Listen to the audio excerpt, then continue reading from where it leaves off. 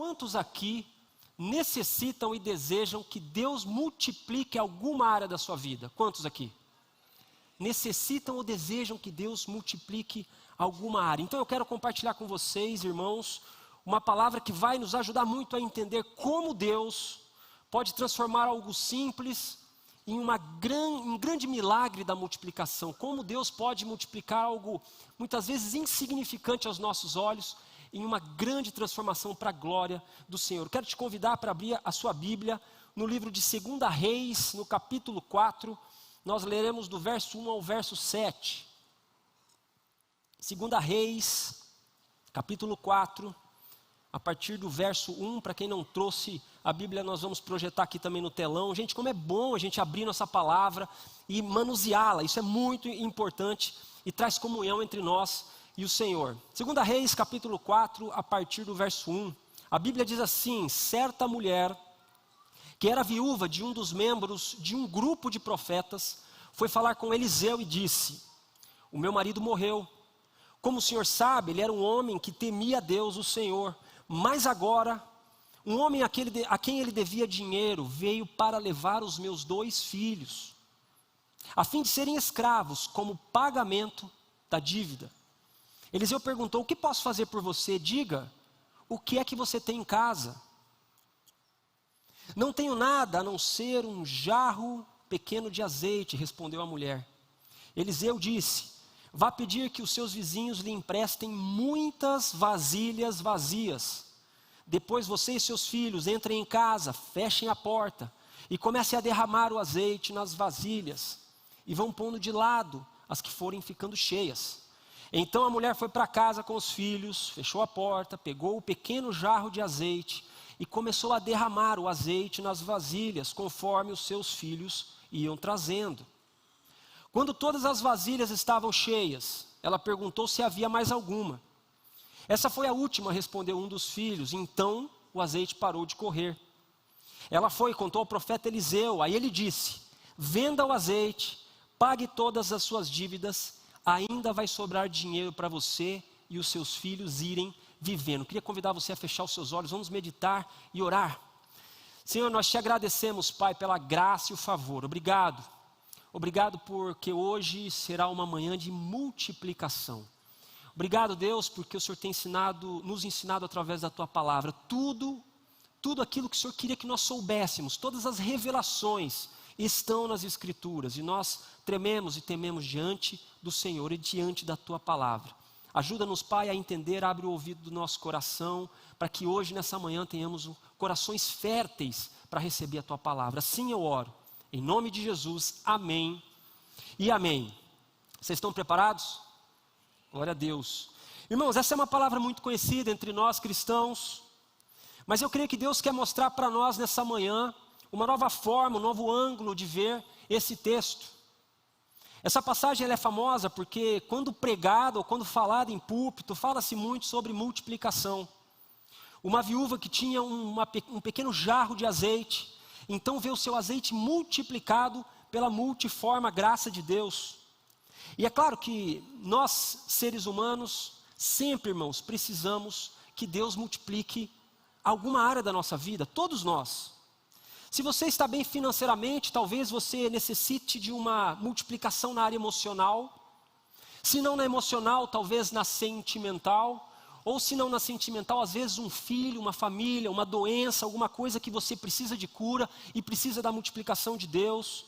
Enfim, todos nós, irmãos, na saúde física ou mental, precisamos que Deus multiplique alguma área da nossa vida. Quando falamos acerca da multiplicação, isso nos toca muito profundamente, porque vai de encontro a uma necessidade. E muitas vezes são necessidades básicas que eu e você temos, não é verdade? Então, por exemplo, para que uma mensagem chegue ao meu e ao seu coração, precisa se fazer sentido em alguma área da vida. Então, quando o pregador fala sobre multiplicação, o irmão até se sente no direito, ele se acomoda na cadeira, coloca a mãozinha para cima e fala: essa palavra hoje é para mim. O que a gente muitas vezes não compreende, irmãos, é que para que a multiplicação aconteça é necessário uma etapa muito importante chamada processo. Por isso o tema da nossa pregação é do processo a multiplicação. Nós nos perdemos muitas vezes no processo. Às vezes nós tentamos ou iniciamos muito bem alguma coisa, um projeto, e aí nós olhamos, quando nós iniciamos, nós muitas vezes vislumbramos o final, a linha de chegada, mas a parte mais importante é o processo. E é a parte muitas vezes que mais demanda tempo e energia da nossa vida. Eu tenho valorizado muito o processo, irmãos, porque no processo é que Deus nos forja para as grandes coisas que Ele tem para mim e para você. Se nós olharmos nas Escrituras, nós vamos ver homens e mulheres que, para alcançar o objetivo que Deus tinha para eles naquele tempo, naquele momento, passaram por algum tipo de processo. E esses processos forjaram essas pessoas para alcançar, para conquistar aquilo que Deus tinha para eles naquele momento. Você sabe qual é a maior aspiração do ser humano? Não sou eu dizendo, existem diversas pesquisas científicas que falam acerca disso, que a maior aspiração do ser humano é formar uma família, se casar, ter filhos. Talvez seja por isso que o diabo ataque tão veementemente as famílias, porque esse é um plano de Deus, e isso Deus implantou em nós. Essa vontade, talvez não seja a vontade de todos, mas a grande maioria dos pesquisados falaram: olha, eu tenho o sonho de formar uma família, de casar, de ter filhos. O casamento é o sonho de muitas pessoas por causa da base emocional e da segurança que o casamento traz.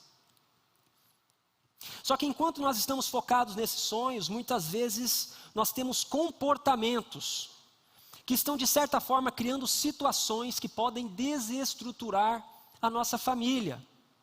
Existem vários comportamentos, irmãos, que eu e você podemos ter, que por mais que nós tenhamos esse sonho legítimo, que é o sonho de ter uma família, de chegar em casa, de ter uma esposa para amar, filhos que se conectem ao nosso coração, isso tudo é maravilhoso, mas existem comportamentos no processo que podem levar-nos à ruína ou ao sucesso do nosso projeto ou aquilo que nós estamos. Anota isso no seu coração. O nosso comportamento pode custar muito caro. Os nossos comportamentos podem nos custar muito caro. E aqui na nossa história nós vemos uma mulher que tinha marido, filhos, ela estava vivendo a aspiração de muitos seres humanos. Ela estava vivendo o sonho de muitos seres humanos. E é interessante, irmãos, que a família ela é um lugar de segurança, ou pelo menos deveria ser, não é verdade? Eu, por exemplo, não preciso andar todo arrumadinho dentro de casa.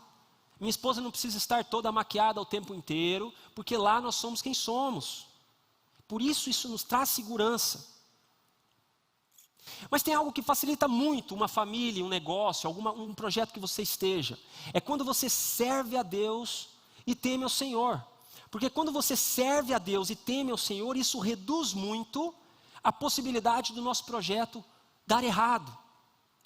Jesus, no Evangelho de João, no capítulo 16, versículo 33, ele vai dizer que no mundo nós passaríamos por aflições, por diversas aflições, mas que nós devêssemos ter bom ânimo, porque o próprio Jesus venceu o mundo e Ele estaria conosco até o fim. Porém, irmãos, nessa vida tudo tem um risco. Desde que nós nascemos, nós estamos correndo riscos, mas quando nós tememos e servimos a Deus, diminui muito a probabilidade do projeto dar errado. E eu li uma frase esses dias que exemplifica muito bem isso. E a frase diz assim: o crente nunca perde, ou ele ganha ou aprende. Isso é verdade, nós nunca perdemos, nós somos mais que vencedores em Cristo Jesus, amém? Então quando nós não ganhamos, nós estamos aprendendo como não fazer, como mudar a forma de fazer. Então nós nunca perdemos, então toma isso no seu coração. Então no nosso texto, a mulher era esposa de um filho dos profetas e mãe, e clamou a Eliseu, que era o maior profeta de Israel naquela ocasião, exclamando que o marido dela era servo de Eliseu, havia morrido, e que ele verdadeiramente temia o Senhor. Irmãos, perceba que a Bíblia não explica exatamente quem era esse servo. Alguns teólogos dizem que ele era um soldado, a Bíblia não é clara quanto a isso, mas de uma coisa eu tenho certeza: esse cara não era um bêbado, esse cara, ele não era alguém que estava na jogatina, ele não era um cara que estava avesso às coisas do Senhor, não. Ele andava com as pessoas certas, ele temia o Deus certo, mas apesar de tudo, algum credor bateu a porta, como vimos na palavra, para levar aquilo que eles tinham de mais valor, aquilo que era mais valioso para ele, os seus 2 filhos. Irmãos, olha como essa vida não tem garantia, né? O cara fazia tudo certo, ou aparentemente estava servindo ao Senhor, estava fazendo tudo certo, era pai de família, servia a Deus, mas ele teve um comportamento que gerou a ele, não só a ele, mas à família, um grave problema. E nesse caso aqui o problema era financeiro. Então esse cara morre e bate um credor para tomar aquele que ele tinha de mais valor, os seus filhos. Perceba que para chegar a esse ponto, irmãos, não era uma dívida de padaria, não era um valor do pão, eu peguei meia dúzia de pão e estou devendo você. Não é a dívida de um açougue, eu estou devendo meio quilo de carne, não. Era uma dívida mais complexa, a ponto de um credor bater na porta de uma viúva para levar os filhos como escravo. A dívida era cara. Algo importante aqui, irmãos, quando nós tememos a Deus, quando você teme a Deus, você resolveu os maiores problemas da sua vida. Porém, existem comportamentos no processo que podem comprometer não somente você, mas toda a sua descendência. Pode prejudicar você e a sua família. E aqui nós estamos falando de finanças, mas nós podemos trazer para qualquer área da nossa vida, seja ela emocional, seja ela espiritual, enfim. Vamos fazer uma enquete rápida aqui, eu não quero envergonhar você, mas eu quero que você tenha coragem de levantar sua mão. Tem alguém aqui nesse auditório, ou você em casa, que alguma vez brigou ou está brigado com algum vizinho? Tem alguém aqui que já brigou com o vizinho? Pode levantar a mão aí, na hora de brigar, vocês não tiveram vergonha, né? Aí aqui tem vergonha de erguer a mão, ó. Tem gente que brigou com o vizinho. Tem alguém aqui que hoje está sem falar com alguém por algum motivo? Aconteceu alguma coisa, seja um parente, existe alguém? Tem algumas pessoas aqui. O resto está tudo santo, o resto todo mundo pode ir embora, gente, que a palavra não é para vocês. Gente, Deus vai fazer algo tremendo nesta manhã. É que falar de multiplicação é lindo, irmãos, mas há um processo no meio e muitas vezes é aqui que nós nos perdemos. Perceba que quando eu me garantir de viver os meus sonhos e os sonhos de Deus na minha vida, eu preciso ter comportamentos que não ponham em risco a vida daqueles que Deus me confiou. Eu preciso falar com amor com as pessoas, eu não posso agredir as pessoas. Ué, pastor, mas você vai falar de multiplicação, você está falando de comportamento, o que você quer dizer? Irmãos, eu quero trazer nesta manhã 3 lições valiosas acerca desse texto. 3 lições que são lições práticas, para que a gente possa usar a palavra de Deus para praticar isso no nosso dia a dia. Senão fica muito longe, fica muito utópico. E o que nós desejamos é viver a palavra, não é verdade? Primeira lição, então, valiosa acerca desse texto é: procure a pessoa certa. Procure a pessoa certa. A primeira lição valiosa que aprendemos aqui no texto é que quando nos sentimos perdidos na vida, quando tudo começa a dar errado, quando uma grande injustiça acontece, a primeira pessoa que você deve recorrer é alguém que te ajude na solução dos problemas. No caso da nossa viúva aqui, ela foi direto ao profeta Eliseu, para saber o que ela podia fazer para solucionar o problema. Anote mais uma coisa, meu irmão, não perca tempo reclamando. Não perca tempo reclamando ou recorrendo a alguém que não vai ajudá-lo com o problema. Talvez alguém mais espiritual possa falar: poxa, mas eu não preciso orar primeiramente, não preciso colocar primeiro diante de Deus esse meu problema. Meus irmãos, é óbvio que para nós cristãos, a primeira instância tem que ser o Senhor. Nós precisamos ajoelhar, dobrar os nossos joelhos, colocar o nosso coração e o nosso problema diante de Deus. Porém, irmãos, quando você levanta do teu tempo a sós com Deus, quando você teve um momento de comunhão, você liga para quem? Quem é a pessoa que você vai ligar e vai falar: e aí, cara, o que eu faço? Porque em 20 anos de ministério nessa igreja, eu nasci nessa igreja, cresci aqui, entreguei minha vida a Cristo aqui, lidero aqui, me casei aqui, minhas filhas estão crescendo aqui. Em 20 anos ajudando nesse pastoreio de jovens e casais, eu nunca vi nenhum testemunho dizendo que: olha, eu entrei no meu quarto, fechei os meus olhos e de repente apareceu um anjo. E de repente o anjo começou a escrever todas as coisas, o que eu tinha que fazer, e eu fui e fiz, e uma bênção. Não que isso não possa acontecer, Deus pode usar qualquer coisa, Ele usou até uma mula. O que eu quero dizer é que é mais fácil, e eu já ouvi dezenas de testemunhos, de irmãos e irmãs que foram abençoados uns pelos outros, de que Deus usou a vida de um irmão para falar com outro irmão, e assim Deus foi usando pessoas para curar umas às outras.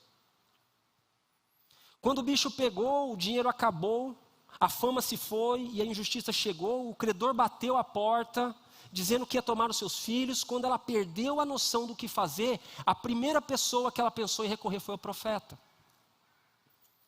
Perceba, irmãos, ela não foi ao banco pegar mais dinheiro emprestado para resolver um problema criando outro.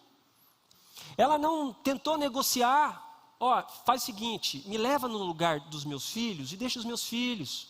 Ela não fez isso, ela não tentou negociar. Ela foi direto ao profeta. O que muda, irmãos, é buscar ajuda no lugar certo. Eu tenho dado muito valor às mentorias, eu tenho vários mentores que me mentoreiam, e um dos caras que foi muito usado por Deus foi a vida do Rodrigo Almeida. Queria uma salva de palmas pela vida desse cara. O Edson, pai dele, é um dos caras que me mentoreia, nem sei se o Edson está aí. Se tiver, um beijo para você, se estiver assistindo. Foi numa conversa que eu tive com o Rodrigo uma vez, que ele falou, cara, nós precisamos ter mentores. Eu tenho, 38 mentores, estou brincando, mas alguma coisa assim. E eu vi a importância de ter homens de Deus para caminhar comigo, para estar comigo nos problemas difíceis, nas dificuldades, nas lutas.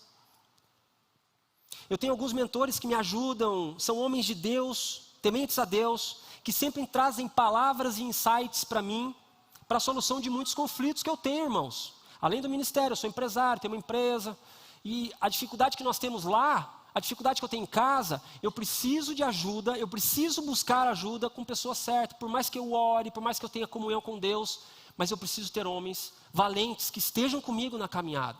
Faz sentido isso para você? Então busque as pessoas certas, busque a pessoa certa.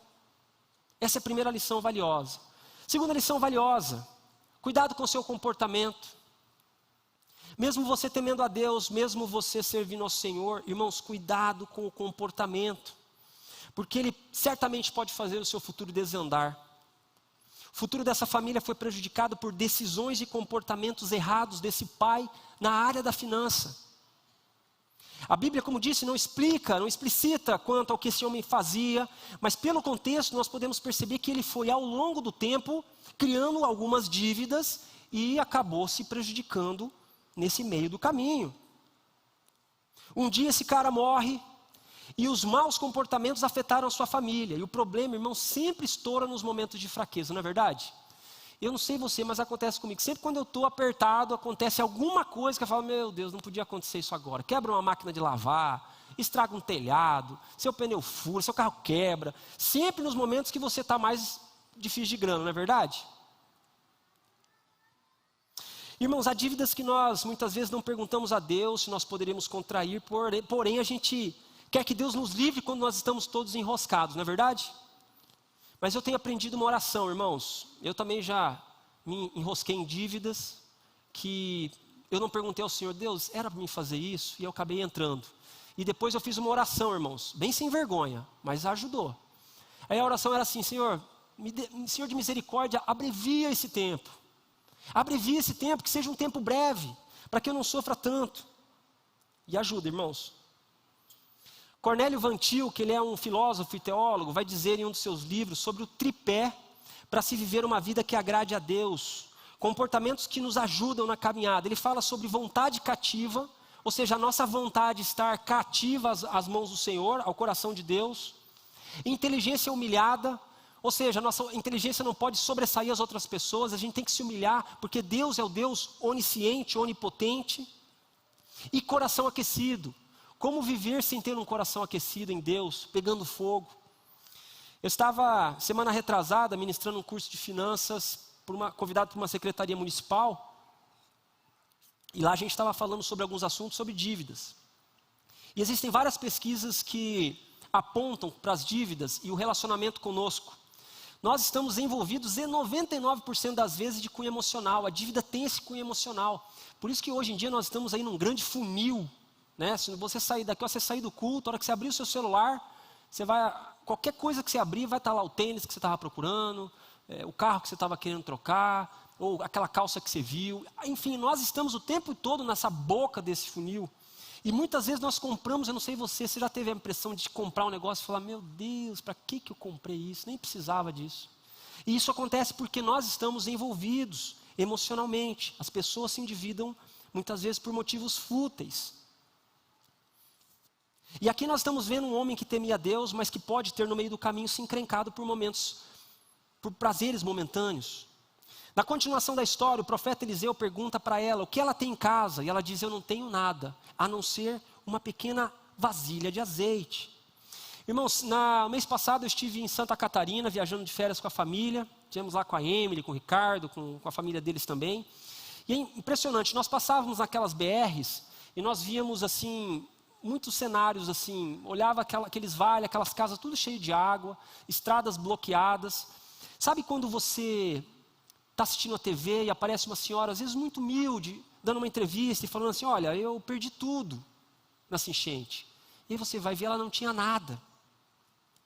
É porque, irmãos, quem não tem nada, o pouco que tem é muito. Se eu perguntasse aqui para vocês, R$50 é muito ou é pouco? Depende. Para quem não tem nada, R$50 é muito. Então talvez uma vasilha de azeite, uma pequena vasilha de azeite não faça sentido para você, mas para quem não tem nada, uma vasilha de azeite é muita coisa. E é interessante que o profeta, irmãos, não faz nada cair do céu. Se nós olharmos histórico e biblicamente, Deus sempre irá usar o pouco que você tem nas mãos para uma grande multiplicação.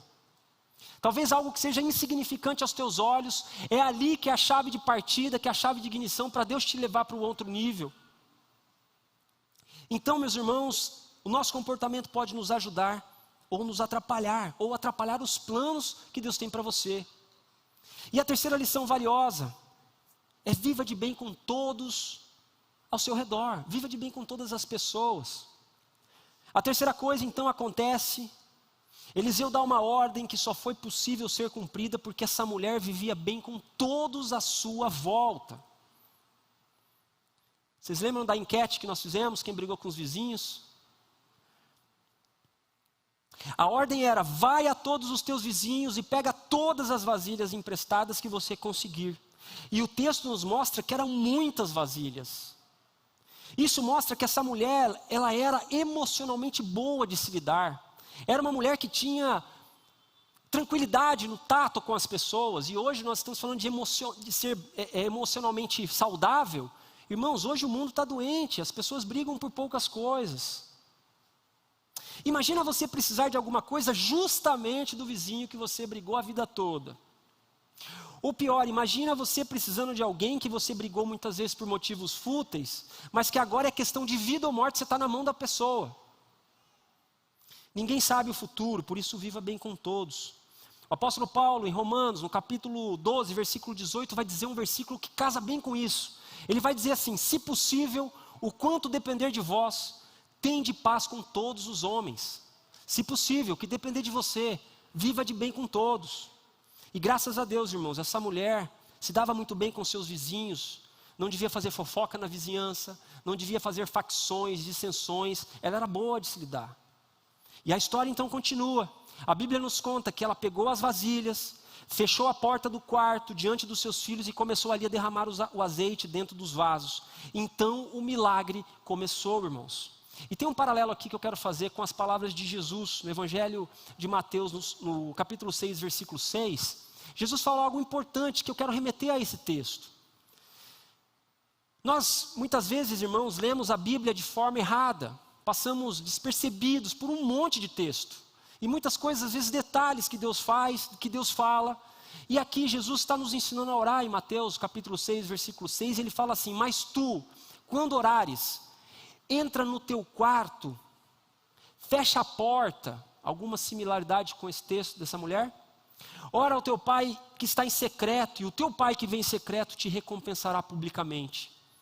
Irmãos, quanto tempo nós temos passado no secreto com Cristo? Quanto tempo você tem gastado de verdade com Cristo no secreto? Muitas lutas, irmãos, são vencidas no secreto. Muitas lutas são vencidas de joelho. Não dá para levar uma vida sem entrar no secreto. Vocês viram aqui no VT a nossa multiplicação. Eu sou líder de PGM, já fui coordenador aqui na nossa igreja. E nós vimos, tanto eu quanto a minha esposa. Dá um tchauzinho, meu amor. Aí, meu amor. Dá uma salva de palmas para Jesus pela vida dela também. Aí, minha princesa. Uma mulher de oração me trouxe a Cristo. Eu amo muito a vida dela. Ano que vem fazemos 20 anos de casados. Foi uma semana difícil, irmãos, de multiplicação. Nós começamos, na verdade, nós vimos nossa coordenação ruir na pandemia. Muitos líderes desistindo, pessoas que estavam na caminhada, homens e mulheres de Deus, mas alguns se perderam, outros só pararam. E Deus nos deu uma estratégia, falou, vocês precisam voltar. E nós voltamos a liderar pequeno grupo. E 2 anos atrás nós começamos com 2 casais, recomeçamos o trabalho com o Rafa e com a Gabi, que a Gabi está ali, estou vendo ela, e o Arthur e a Silvana, não sei se eles estão aqui. E nós começamos nós éramos em 3 casais. 2 anos depois, irmãos, Deus foi acrescentando pessoas e visitantes e homens e mulheres de Deus. Batizamos 4 pessoas mês retrasado aqui. E sexta retrasada nós fizemos a nossa multiplicação. Uma luta, irmãos, passamos uma semana difícil na empresa, problemas com a minha filha mais velha. E teve um momento, 2 horas antes da multiplicação, me lembro que eu estava no meu quarto e estava meio abalado assim, e desci na sala, parecia uma barata tonta. Sentei no sofá e olhava para o fundo, ia lá no fundo. Eu não sabia o que fazia, irmãos. E sentei ali e vi minha esposa no lavabo se maquiando. Eu falei, é ali que vai ser o nosso secreto. Falei, amor, preciso que você ore comigo.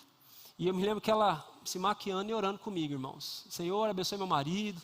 E foi uma benção, irmãos. Foi uma benção. Ali nós podemos entender que Deus estava nos sustentando naquele momento de dificuldade. Porque nós estávamos numa grande batalha espiritual. E nós vemos ali os frutos da multiplicação, o PGM 180, foi uma grande alegria. E é interessante, irmãos, que, voltando para a nossa história, essa mulher, ela trabalha. Deus não faz um pix na conta dela, ou o profeta Eliseu não fala, não, deixa comigo que eu vou resolver o seu problema. Fica em casa, deixa que eu resolvo, eu vou falar com esse credor. Quem que ele pensa que é? Cobrando uma viúva? Ele não faz nada disso. Ele dá uma instrução para essa mulher. Ela pega as vasilhas e começa a derramar o pouco que tinha e vê Deus fazendo o resto.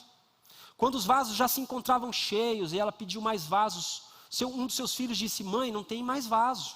Então o azeite parou de derramar. Então o profeta disse, vai, vende o azeite, paga a tua dívida e vive a partir de hoje. Perceba, irmãos, que muitas coisas que nós estamos vivendo é culpa nossa mesmo. Como disse, Deus não faz um pix para a mulher, não aparece um valor milionário para ela pagar, a dívida não era barata. Ela tem que trabalhar, ela tem que fazer a parte dela no processo. E ela vê Deus fazendo o milagre. O azeite, irmãos, naquela ocasião era muito valioso. O azeite não era igual nós temos hoje para temperar a salada.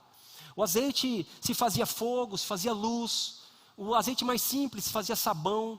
O azeite mais fino era feito essências de perfume. O azeite era muito valioso.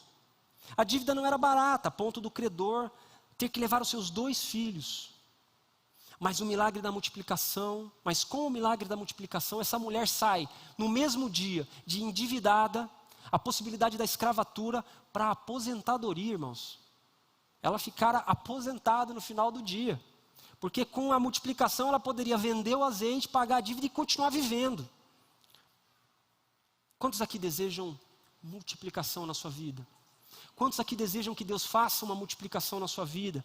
Irmãos, tem que passar pelo processo. O processo é a parte mais importante de todo o processo.